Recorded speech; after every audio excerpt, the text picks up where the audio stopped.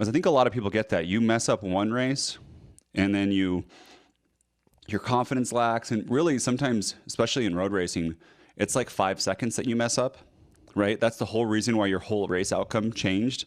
And then you think you can't hang, or that you're in the wrong category, or that you need to change your training modality. Like Yeah. every, Yeah. 5 seconds Yeah. of bad positioning means I need to throw out 9 months of training. I just need to do sprint training or something. You know what I mean? Just because of that. Do you have more to say about that, Ivy? Yeah, I mean, I think I've allowed it to like derail entire seasons before. Like one bad early race and being like, why I'm like not cut out for it, man. Like, and I think that XC has kind of been like that for me too. Like, you guys are my friends and I talk to you like behind the scenes about like how I feel about me and XC, like biologically. Like, it's just, it doesn't come naturally to me. And it's like, I think that's why I've never like, I hadn't leaned into it in like years prior and like, just like let myself enjoy it and like let myself try to, like take a crack at it, because like it's never been easy for me. And so like the years in the past that I'd like try to do a race and like got excited about maybe trying to do an XC season, and then would do my first race of the season and just get my teeth kicked in. And I let it, like I allowed myself to like not try anymore and like not do any more XC races that season. And so, yeah, I empathize with Eric with wanting to like dominate their local cross like series. Like that feels really good. But yeah, you have to like be gentle with yourself and like look at the big picture, that those early season like races when you're still building into it are just like part of the process, and like how good it feels to later in the season when you've come into it, like really start like stomping on people, like how good it feels. And like it's hard to keep that in mind. Like I know like it seems counterintuitive to like tell yourself when people are riding away from you like that it's okay and it's part of the process, but it really is. That Alex, can you share on that? Because you've had you've talked about this. You've had frustrating results this year, and I kind of want to talk about how you plan to mentally rebound from that, because that's I think a really important part of this whole process. When you have multiple races throughout the year, how do you mentally get back on track after having that bad result? Like what's your plan, Alex?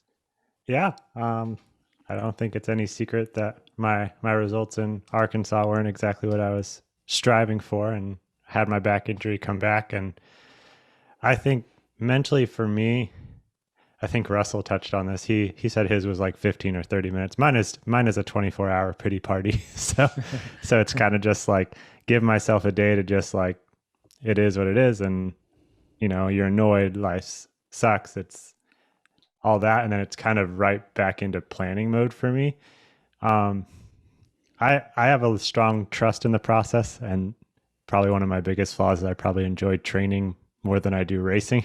So I think getting back into that groove is pretty easy for me, and just kind of, hitting the numbers, and I draw a lot of confidence from that. So it's like hitting workouts for me really helps me set up for that next race. But a big thing that I've switched over the years is that it's not really about a result for me. It's about execution, and like, I want to look back on the race and say, okay, I couldn't have done anything differently. I couldn't have gone fast. Like, obviously there's always ways you can go faster, but like I executed my plan on the day, and I put out what I had, kind of thing. And a lot of that comes down to power for me. Like if I can look at the climbs and be like, yeah, that's pretty much what I can do there, then I'm happy. And I think that was the frustration in Arkansas, is just there's this big discrepancy between what I was doing in training and what I was doing in racing. And honestly, I think it goes back to what Ivy was talking about. I think I was experiencing a lot of race day anxiety, and I was just getting so blocked from the stress of like, I'm not where I want to be, I'm not there, that it turned into a bad result. A little bit of background with COVID and everything, they froze the UCI points. So I came into this year with no UCI points, and I was starting at the back of the grid. So for me, it was mentally difficult, because it was in my head, I felt like I had paid my dues, so to speak. I had earned my UCI points. I had kind of crawled my way up the grid, and it was kind of a daunting task to approach that again. But I think just remembering why you enjoy racing and going back to that for each race is a huge thing for me. Is just like, I love racing my bike. I love, seeing how I compare against the best racers in the US, and I like traveling the world to kind of do that. So regardless of the result on the day, I think I get to race my bike, and that's kind of what I look forward to these days. Alex, you're all about the numbers, and you talked like you weigh your food, you track your sleep, how many hours in a spreadsheet? No, I make sure I get 9 hours, but like I used a tracker for a little bit, and pretty much what it told me is just that what I learned is like 10 hours of sleep isn't 10 hours of sleep, right? You get the 30 minutes getting ready for bed and falling asleep, and then you get mixed sleep during the night. So that was kind of like 90% of the time in bed is kind of what I learned is I was actually sleeping. My point is you're all about the numbers, and you talked about you like training more than racing. And just for our mental stuff right now, I saw recently you failed a workout, and then you also had a bad race result recently. Mm-hmm. I want to know, are those two connected at all? Did you try to up stuff because of the bad race? And two, what do you do as a professional when you do fail a workout like that and you've got numbers and you're so number driven? Because I know there are people listening to this. They fail a workout, the same thing with Ivy. Everything's got to change. Like am I really a cyclist anymore? Yeah, exactly. Not a cyclist at all. I'm a bowler now. Yeah.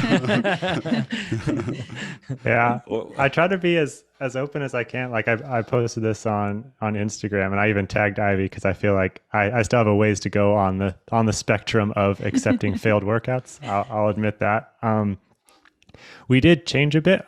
We do kind of change as we go through each race. Like, we address the weaknesses. One of the things we thought was a weakness for me was fatigue resistance. So we went to a 3-hour workout that was 6x6 at the beginning, and then an hour of tempo, and then it was 10 1-minute efforts at the end that weren't like max 1 minute. There's just, I think for me, it was just over 500.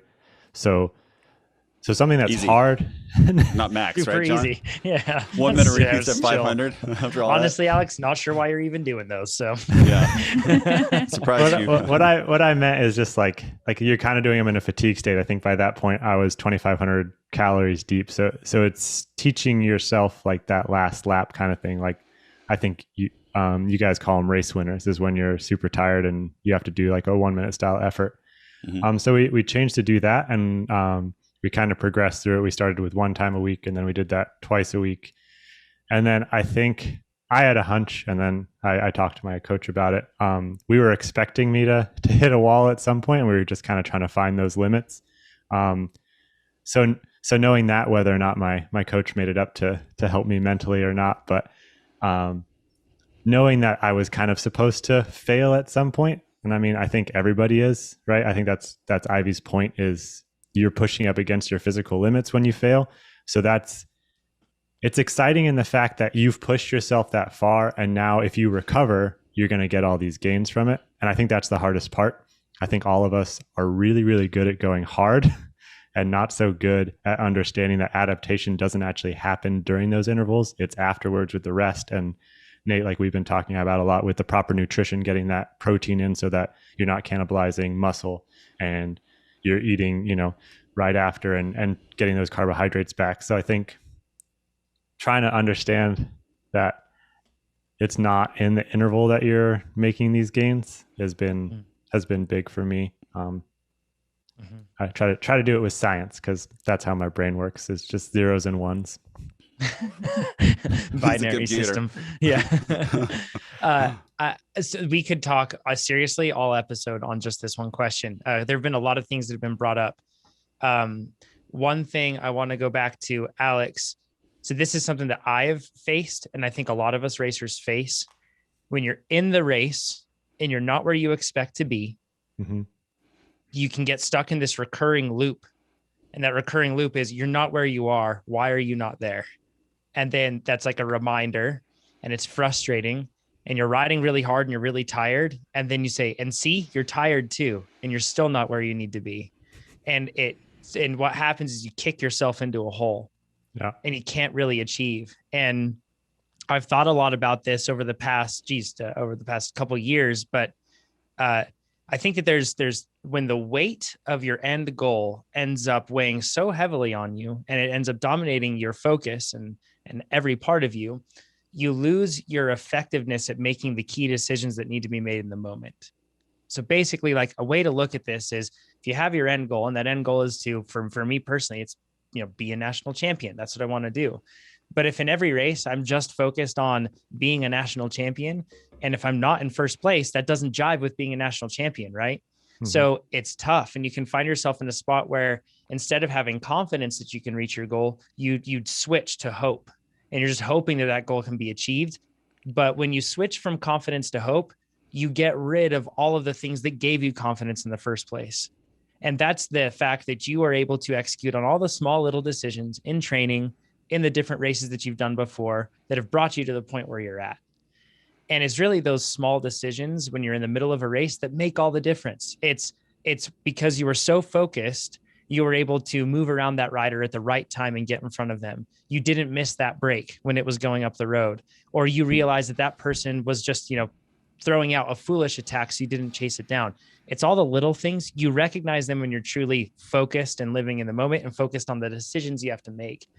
And so if you find yourself in a race where you're disillusioned and you're disconnected from your goal and you're frustrated with yourself because you're not achieving and you're not where you want to be, quit thinking about the end goal and start just focusing on the small little things right in front of you. And once you start making those steps and doing the right thing, confidence starts to return and you aren't relying on hope anymore. And it really helps. Now, in the middle of a race, it's so hard to turn that around. Like, it's very, very hard. And you see that with certain athletes. And those are those really cool performances that we see when an athlete seems to just be having a terrible day and somehow they pull through and they rally and they make it work. It's really tough. But at the very least, we can do it from race to race. And if you're going through a season, Eric, I know you're getting way more than you bargained for here. You're just asking about peaking. But if you're going through a season and you have these races, because in my opinion, Eric, you shouldn't try to peak for that first race. You should try to peak somewhere around 2/3, 3/4 of the way in. And then that way, or maybe a halfway in, something like that, depending on where those races are. And that way you can allow yourself to have these races where you make the right decisions to build confidence. And you're not so worried about the outcome, but you're just building confidence by making the right racing decisions, step by step by step.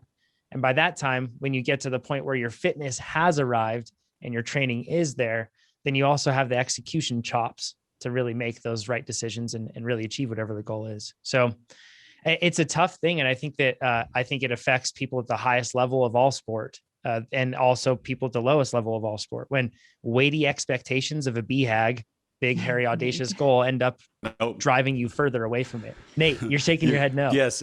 I was just thinking of this as John is saying this, is you won a race this weekend, by the way, in Susanville. He's like, yep, sure did. Yes, cross country, mountain bike race, and all three of you are very high level racers, and all the stress you guys put on yourselves, and if you do bad in a race, I was like, man, that never happens to me. I'm just like happy to like be at the race and finish, and like it's really, especially too when I started in triathlons, like John's like, if you're not in first place, you're upset. And I'm like, what the? I've never been in first place in my life or a second on like maybe like in a road race, but that it's like a peloton, right? Sure. Or you're just in first place for like a minute at the very end of the race and that's it. Yeah. But it's just crazy. You guys first have place so could much... be 6th. It could be 10th. It could be like, what the point is, if you're not where you expect to be, that's the point, right? So it doesn't have to be first. Yeah, but it's more of the I don't even go in expecting... That's kind of what Alex said is I expected, so when I did triathlons, I expected a certain wattage and I expected a certain pace plan for what I would do running and then nutrition. And I had no clue where that was going to put me inside against other people. And I really didn't care because it's really a race against yourself. In road races, like in a crit, I come in and expect like either I'm going to follow moves, I'm going to start a breakaway, or I'm going to like be at the end. And then that's easy, that's controllable. And then if someone beats me that's faster, if someone out sprints me or, I can't hang in the breakaway, I have like no problems with myself, which is nice. And I think it's probably because I'm doing this at a lower level and it's not that big of a deal. I don't have these high expectations of national. This is the mentality you want, Eric. Just so we're clear. This is probably that's why what we all successful. strive for. Yeah. And what I mean by successful is I don't mean that, Nate's not racing with Jan Frodeno, right? And he's not beating Keegan and that sort of thing. He's not racing with Alex Wild. But I think that even that Cat 5 to 2 in a year thing that we've did on YouTube with following all your races, you're very process oriented, very focused on making the small execution steps that you could to get to that bigger goal. But it was not about the pressure of that big goal. I think you exemplify it really well. Yeah, it's mostly annoying when you look back at the video and I did something that was not smart. It's just like annoying. I'm just like, ugh. It's like stubbing your toe. You're like, ah, but I don't go, I can't walk anymore. Maybe I should just be in a wheelchair for most of my life. It's like, you should have recognized that. Nate, if I had that mentality like so much earlier in my career, I never would have had that dialogue with myself of like, I should quit bike racing. Like, I wish that I would have like started applying that mentality. And like, John, you're like in race, like thought processes. Like, I wish I would have started applying that so much earlier, because I feel like that's what made me like start enjoying racing. Like, even if I wasn't winning. Do you have it now, Ivy? Yeah. You were just talking love to lose. Sounds like it's not all the way out yet. But you just talked about too, there was a race next to where you live, and you said you're not going to do it because you don't enjoy that type of course. I'm very much to that. If there's a course that's like, it's not going to be any fun for me, like, why do it? It will physically like cause me discomfort. Like, it's, like, there aren't a lot of, like, I look at that race critically and I don't see a lot of like opportunities for me to like have little moments in the race to feel good about what I'm doing.